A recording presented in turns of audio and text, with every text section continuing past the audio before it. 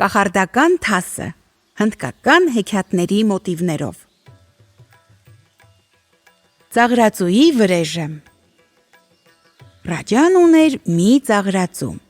Երկար տարիներ ծաղրածուն զվարճացրել էր իր տիրոջը, բայց երբեք ոչ մի բարի խոսք չէր լսել ոչ Ռաջայի, ոչ Ռանիի բերանից։ Հենց որ Ռաջայի քեֆը տեղը չէր լինում, առանց որևէ պատճառի փայտով ծեծում էր նրան կամ շունն էր քսի տալիս նրա վրա։ Մի անգամ Ռաջան այնպես ծեծեց ծաղրածուին, որ խեղճը հիվանդացավ։ Անկողնում պառկած ծաղրածուն անվերջ մտածում էր, թե ինչպես անի, որ դաժան Ռաջայից իր վրեժն առնի։ Նա միտք արեց մի օր, երկու օր, երեք օր, իսկ չորրորդ օրը կանչեց իր կնոջը և հրամայեց. «Գնա Ռաջայի ծեր Այայի մոտ և ասա նրան, որ ես մեռել եմ ու իմ դիակն արդեն այրել են»։ Երբ Այան լսեց ծաղրածուի մահվան մասին, շտապեց պալատ և ամեն ինչ հայտնեց Ռաջային։ «Ստոր խեղկատակ», գոռաց Ռաջան, «ինչպես համարձակվեց մեռնել, հիմա ով պետք է ինձ զվարճացնի»։ «Այդ փուչ կենդանին երբեք էլ չի գնահատել ձերդ ողորմածությանը», ասաց կինը, «ափսոս, որ դուք չեք հրամայել ժամանակին կտրել նրա գլուխը»։ 30 օր ծաղրածուն փակված մնաց իր տանը, և երբ արդեն բոլորը նրան մոռացել էին, փաթաթվեց փղի սև մորթու մեջ, ճակատին նկարեց մի երրորդ աչք և ձեռքին բռնեց եռաժանին, մյուս ձեռքին մի մեծ խեցի։ Հետո հողը քսեց ամբողջ մարմնին, գլխին ապառոշ դրեց, իսկ վիզը զարդարեց օձի կաշվով։ Այդ կերպարանքով ծաղրածուն նստեց եզան վրա և շատ նմանվեց Շիվա աստծուն։ Գիշերը, երբ ամբողջ քաղաքը քնած էր, այդպես եզան վրա նստած նա գնաց պառավ Այայի մոտ և թակեց նրա դուռը։ Պառավը դուրս եկավ տնից ու տեսավ, որ իրենց բակ է մտել Շիվա աստվածը։ Ձեռքերը կրծքին խաչելով Այան բացականչեց. «Ով բարերար Աստված, ով իմ պահապան, վեր բարձրացրու ինձ քո ստրուկին երկինք տար»։ Լսելով նրա խնդրանքը ծաղրածուն ասաց. 3 օր հետո ես քեզ ողջ երկինք կտանեմ։ Եվ այդ ասելով հեռացավ։ Պառավը սպասեց մինչև առավոտ, ապա գնաց պալատ և պատմեց Ռաջային իր բախտավորության մասին։ «Օ, մեծ մայր», ասաց նախանձ Ռաջան, «աստվածները շատ բարյացակամ են քո նկատմամբ, աղաչիր Շիվային, թող ինձ ու Ռանիին էլ երկինք տանի»։ «Իմ տիրոջ ցանկությունը սրբություն է ինձ համար», ասաց պառավը և գնաց տուն։ 3 օրից հետո ծաղրածուն նորից հայտնվեց պառավի մոտ։ «Ով բարեգութ», մրմնջաց Այան, «Ռաջան խոնարհաբար աղաչում է քեզ, որ ողջ երկինք տանես իրեն և Ռանիին»։ «Լավ, ասա Ռաջային, որ ես լսեցի նրա խնդրանքը, թող վաղը կեսգիշերին Ռաջան և Ռանին սպասեն քո տան առջև։ Դու 7 ծալ թաշկինակով կկապես նրանց աչքերը և այդ ժամանակ ես կներկայանամ նրանց»։ Ամեն ինչ եղավ այնպես, ինչպես հրամայել էր ծաղրածուն։ Երբ նա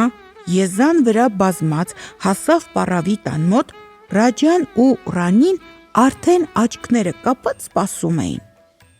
Ծաղրածուն ձայնը փոխեց և ասաց. «Բռնեցեք սրբազան եզան պոչից և եկեք իմ հետևից»։ Ռաջան և Ռանին բռնեցին եզան պոչից և ծաղրածուն ճամփա ընկավ ու գնաց։ Ռաջան ու Ռանին անհամբեր սպասում էին, թե երբ են երկինք հասնելու, և բարկանում էին, որ բարեգութ Շիվան այդպես դանդաղ է քշում իր եզը։ Մի քանի ժամ ծաղրածուն շրջեց քաղաքի փողոցներում։ Լուսադեմին Ռաջան ու Ռանին հազիվ էին ոտքի վրա կանգնում։ Հավաքելով վերջին ուժերը, նրանք քարշ էին գալիս Եզան հետևից, ձեռքից բաց չթողնելով նրա պոչը։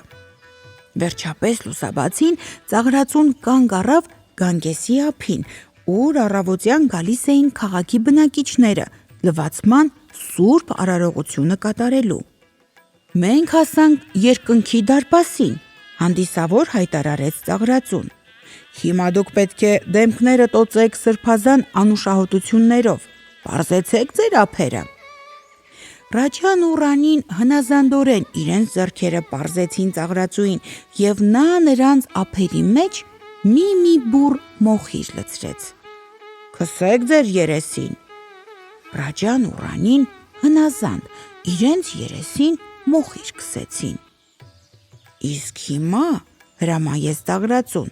«նստեք այստեղ և սպասեք, մինչև մեծ Աստված Բրահմանը կկանչի ձեզ իր մոտ»։ Ռաջան ու Ռանին հնազանդորեն նստեցին գետնին։ «Կատարեցեք վերջին ծիսակատարությունը», հանդիսավոր կերպով ասաց ծաղրածուն և ամուր թելով կապեց նրանց ձեռքերը։ Թելի ծայրն էլ կապեց Եզան պոչից։ «Ես գնում եմ Բրահմանին ասեմ, որ դուք արդեն երկնքի դռների մոտ եք և սպասում եք իր նշանին»։ Այդ ասելով ծաղրածուն Շիվայից գեստները հագից հանեց, նետեց Գանգեսի մեջ և գնաց դեպի տուն։ Իսկ Ռաջան և Ռանին մնացին նստած Եզան պոչից կապված։ Որոշ ժամանակ Եզը հանգիստ կանգնած էր տեղում, իսկ հետո դանդաղ շարժվեց գետափով, պրճոկելով դալար խոտերը։ Պոչից կապված Ռաջան և Ռանին քայլում էին նրա հետևից և ուրախ բացականչում. «Ինչ լավ եղավ, մեծ Բրահմանը մեզ տանում է երկինք, մենք ողջ երկինք կհամբարձվենք, աստվածները մեր նկատմամբ ողորմած են»։ Այդ ժամանակ լույսը բացվեց, բոլոր բնակիչները արթնացան և ուղևորվեցին դեպի Գանգես լվացվելու։ Այստեղ էլ նրանք տեսան Եզանը։ Եզը դանդաղ քայլում էր գետափով, իսկ նրա պոչից կապված գնում էին Ռաջան ու Ռանին, աչքները փակ, երեսներին մոխիր քսած։ «Ովքե՞ր եք դուք, ձեզ ինչ է պատահել», հարցրին մարդիկ։ «Էս երկնքի պահապաններն են մեզ հետ խոսում», մտածեց Ռաջան և հպարտ պատասխանեց. Ես այս երկրի տիրակալն եմ, իսկ այս կինը Ռանին։ Մեծ Բրահմանը մեզ ողջ երկինք է տանում, այսուհետև մենք կապրենք աստվածների հետ միասին։ Այն ժամանակ ամբոխը աղաղակեց. «Օհո, այս մարդիկ խելքները կորցրել են, տեսեք, երեսները մրոտել են և չգիտես ինչու կապել են իրենց ձեռքերը»։ Ամբոխի աղաղակներից խրտնած Եզը սկսեց փախչել, քարշ տալով պոչից կապած Ռաջային ու Ռանիին։ Բնակիչները մի կերպ կանգնեցրին Եզին։ Երբ վախեցած Ռաջայի և Ռանիի կապերն արձակեցին և երեսների մոխիրը լվացին, մարդիկ տեսան, որ իրոք Եզը քարշ էր տալիս Ռաջային ու իր կնոջը։ Եվ այդտեղ բոլորը սաստիկ զարմացան. «Տեսեք, Ռաջան Եզան վրա նստած գնում է մեծ Բրահմանի մոտ»։ Ռանիի աչքերը նորից կապեցեք, որ չամաչի։ Ժողովրդի աղմուկի վրա մոտ վազեց պալատական պահակախումբը, քշեց ամբոխին և Ռաջային ու Ռանիին տարավ պալատ։ Բայց Ռաջան իր ժողովրդին այլևս կառավարել չէր կարող, նույնիսկ պալատականները, երբ տեսան Ռաջային, սկսեցին քրքջալ։ Իսկ երբ տիրակալը փղի վրա նստած անցնում էր քաղաքի փողոցներով, ամեն կողմից լսվում էին ծաղրական բացականչություններ. «Տեսեք, Ռաջան գնում է Բրահմանի մոտ, միայն թե մոռացել է երեսին մոխիր քսել»։ Բարկությունից Ռաջան հիվանդացավ և մեռավ։ Իսկ ծաղրածուն գնաց մի ուրիշ երկիր և ասում են, մինչև օրս էլ ապրում է ուրախ ու երջանիկ։